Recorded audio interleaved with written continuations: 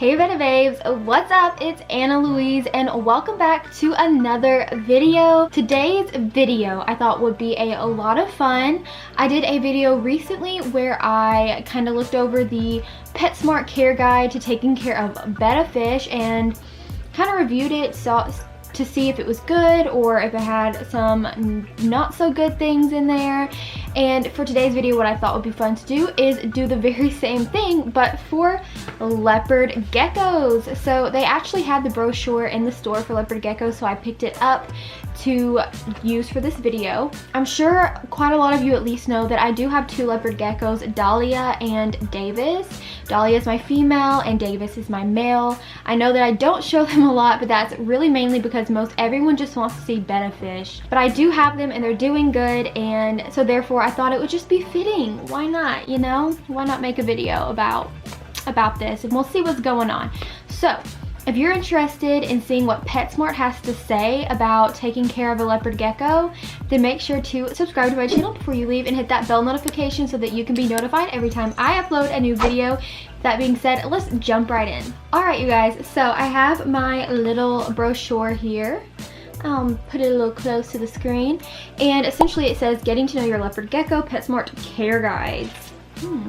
We'll see, PetSmart, we'll see. Alright, so you look at, or you open the brochure itself, and this is what you see. Alright, so I already see something that is questionable right off the bat, but we'll get there.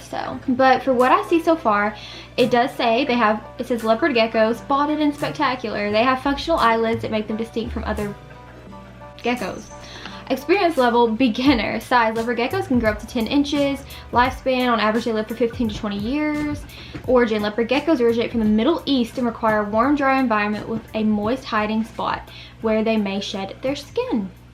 Okay, I see you. I didn't know about the size because, I don't know, anyway.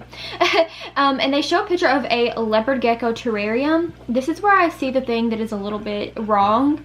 You don't have to have a basking light. I'm assuming that's what that is. This light right here. I don't know a whole lot about these things because I don't have a lot of other species of geckos, but you don't have to have one of these. It's like not necessary. I don't know anybody who does have one of these for a leopard gecko. That's just not necessary. But anyway, let's move on. So it does have like a day temperature, night temperature, and humidity. So like I don't go, and I know that a lot of other people that at least that I know of don't go by a day temperature and a night temperature, like as in changing it. They just set it to a good temperature overall and leave it there for the warm side of the terrarium. But let's go ahead and move on. And this says, how do I set up a leopard gecko terrarium? So it says I did not mean to say that word right off the bat. Oh heck no, honey. No. This says 1 to 2 leopard geckos can be housed together in a 20-gallon terrarium if territorial behavior is observed to increase the size of the habitat. That's wrong. You cannot, it's not safe whatsoever. It is not right to house 2 leopard geckos together, and especially in a 20-gallon long, oh my god, no. But you're not supposed to. It's not good to do anyway, so please don't do that. Like, don't listen to this. If you've ever picked one up or you're considering getting a leopard gecko, please don't. They don't need to go together. It can go bad, it can go wrong, and that's just not what you're supposed to do at all. So that's, first of all, no. Whew, okay. The second one says use reptile carpet or tile. Remove droppings at least once a week and thoroughly clean carpet/tile at least every other week. Alright, that's good. So at the bottom, I know a lot of people don't use loose substrate, and some loose substrates can be bad for them. So either the carpet, tile, or even paper towels can make a really good substrate, like flooring for your leopard gecko. And then the second part of this is just basically saying clean your tank. So that's good. Okay, leopard gecko's calcium absorption can benefit from supplementary 5.0 UVB light. Like I said, you don't need that light. It's just not even 1 ounce of necessary. Alright, next one. Leopard geckos require a temperature gradient. For the warm side, use an under-tank heater and daytime heat lamp. If necessary, turn heater and lamp off for 12 hours at night. Use the chart opposite to ensure proper temperature. Once again, you don't need the dang overhead light, so just forget that. Act like you just never read that or heard of that. You don't need it. You just need the heat mat. That is good. That is what you need. You do need a heater mat under one side of your tank for the hot/warm side. Also, there's no I wouldn't turn anything off. You just need it at a good temperature and just leave it for the hot side. Alright, so next we see equip the habitat with 2 thermometers, one on each side to measure temperature, and a hygrometer, I don't know, I think that's what it's called, to measure humidity. Mist your gecko every other day. Keep the hideout humid by misting sphagnum moss. You don't need to mist your gecko. That's not true. You definitely would need a thermometer. You just want to balance and make sure the temperature's right.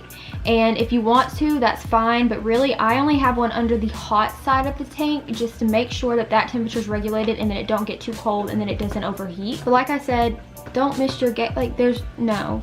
But you can obviously put a moist hide, because that is good for them, where you're gonna have it damp inside so that when they shed, it just helps aid getting off their shed and stuff. So the next one says, give your gecko a rock, branches and plant leaves on the cool side for hiding, and add moistened moss to the hiding spot on the warm side to aid in healthy shedding. So yeah, you definitely want to give your gecko enrichment and stuff in the tank to mimic a natural habitat.